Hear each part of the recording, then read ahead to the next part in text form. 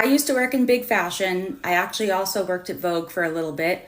And here's why the blocking movement has the potential to actually do something. The Met Gala is by far and away Vogue's biggest cash cow. They can't rely on print anymore. They can't rely on display advertising anymore. It's getting harder and harder to make money in the ways that they knew how to before. Whereas the Met Gala, which was just a charity event 10, 15 years ago, is now monetized. They sell sponsorships, they sell tickets, they sell tables. All of that business association is decided like a year to 6 months in advance, at least. And they will pitch these multiple $100,000 sponsorship packages based on the data of past events. So they'll say like, hey, you brand, you should advertise the Met Gala next year because last year it got all these eyeballs and it was number one in this way and it was number one in that way, and you know what I mean. Those data points and how the Met Gala is seen is so important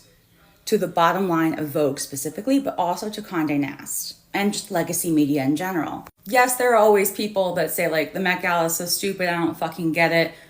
But what I've noticed this year is that there's people from within the industry, myself included, that felt like the Met Gala was gross this year. The theme was too on the nose. And like, I know that some people think that like they did that on purpose. I wouldn't give them that credit. But between the protests happening literally outside to the active G side that the protesters are protesting, not to quote Kamala Harris, but like, did you guys think we just fell out of a coconut tree? The Met Gala, unfortunately, exists within the context of the world around it. And this year, it stuck out like the sorest of thumbs. And a lot of people noticed, to the point where now there's this blocking movement that is coming directly from the guest list of the Met Gala.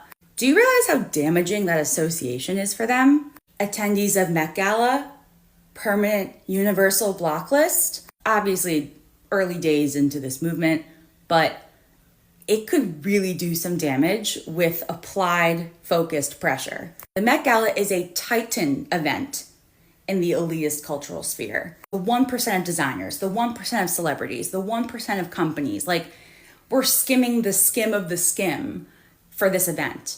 And how the fuck do you think that's gonna go when the tippy top 1% just gets further and further and further away from the rest of us? Eventually, it's gonna stop being fun watching. And this block movement is us, the consumer, putting the pedal on that notion because we're headed in that direction anyway. But if you start attaching a blocking campaign to the celebrities that were in attendance at the Met Gala, and there's this association of going to the Met Gala means people blocking you, that changes what the Met Gala means. It used to mean class, prestige, excellence.